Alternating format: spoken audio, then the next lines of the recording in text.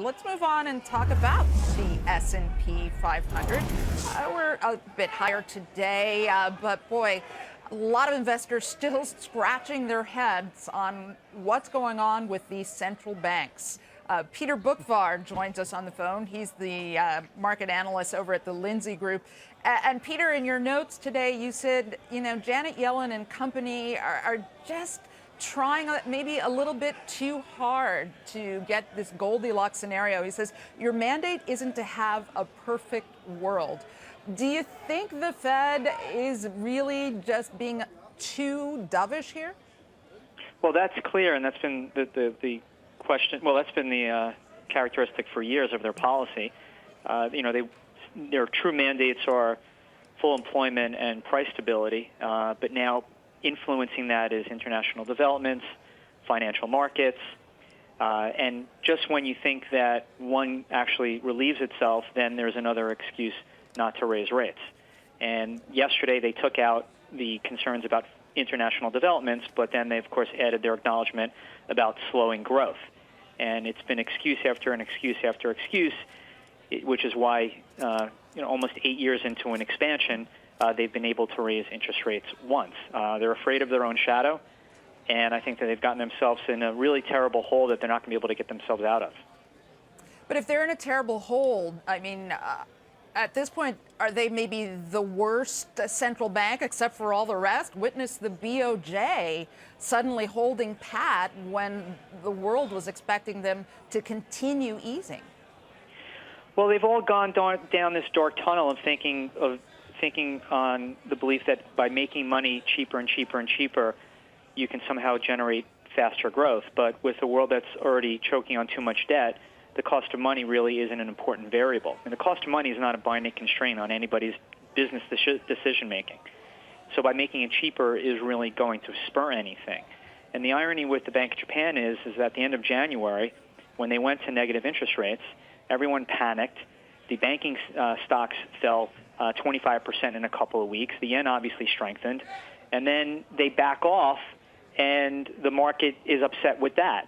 So it just reinforces the addiction that people have. But I think this time around, you don't even know what markets want, because what they repudiated at the end of January, they then got upset when Japan didn't go further with that. So I think what the end result of all this is that central bankers are losing their credibility. They're losing their influence, most of all. They're losing their influence. Not only will they lost their influence in terms of generating faster economic growth, but I think they're now losing their influence in generating higher asset prices, which is one of their unspoken mandates. Jimmy has a question. Jim?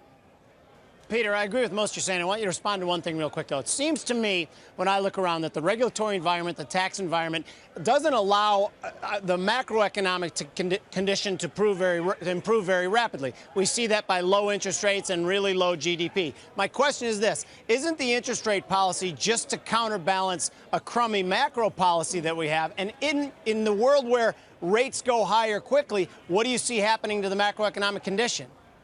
Well, I'm of the belief that central bank policy is not a stimulant anymore. I think it's actually a major headwind in generating real economic growth. So I agree with you that the fiscal side and the regulatory side is a big hindrance to growth, but I don't believe that it's up to the central banks to offset that. I think the distortions that cheap money or zero money have created are actually an impediment to faster growth, because it's created too much excess capacity.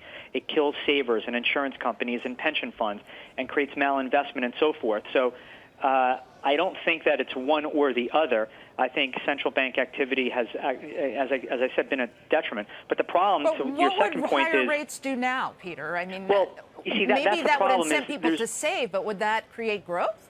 There's no way out of this without some pain. So we have central banks that have eased the easy. It's created all this debt.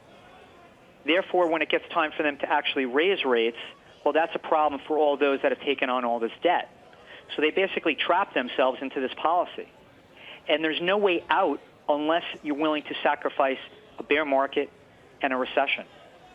But that's something that Paul Volcker did in the early 80s, late 70s. He said, you know what, we need to have a recession in order to create the conditions for a firmer foundation for future growth.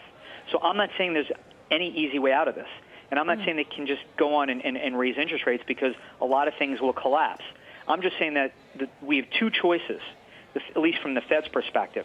We go down the route of Japan and just have this zombie economy with essentially zero interest rates and have fingers crossed that somehow that will change, or rip the Band-Aid off, sacrifice short-term growth, and again, a recession in a bear market in order to normalize interest rates that will then create a healthier economic landscape for future growth.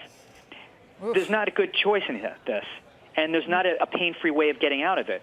But considering a $4.5 trillion balance sheet and zero interest rates for 7 years, there's no free lunch either. Yeah. Hobson's choice indeed. Peter Boockvar, thanks for joining us. We're going to leave it on that really sinister note there. So, guys, he's talking long term, but nearer term, we've heard from the central banks. How do you trade the S&P now? You know, Bertha, I mean, everything he laid out is a bearish case. And when you look at earnings this quarter, you know, they're down 9%.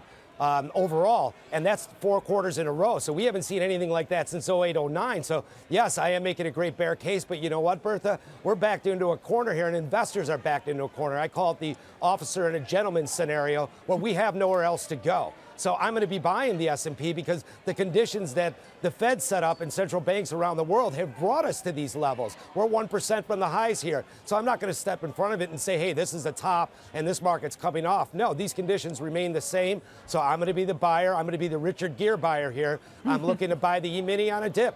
2084, I put in my stop at 2068, and I'm looking for new highs, near the new highs, 2110. It would be the target that I'm looking at over the next few sessions because, as I said, I don't think equity investors have a lot of options here. I agree with Grizz. I think it's more about the central banks, our central bank, backing off any sort of tightening position into a more neutral. And if the time comes in the distant future for them to go more dovish, then I think they'll go more dovish. I want to underline the fact that I agree with everything Peter says, and I think he's brilliant and eloquent and said it better than just about anyone said it, in my opinion. But again, those are longer-term things. Yeah, you don't want to be the one guy who's waiting for that to happen. We're talking about futures now, and I think this is a good trade. I think we break out of the highs. All right, so if love lifts us back where we belong, Grizzy, how does this trade pay off? Exactly. Thank you very much. You know, Bertha, I'm risking on the trade 800 to make 1,300. So I'm buying 84s, put my stop in at 68, and I'm looking for a trade up at 2110. All righty, terrific.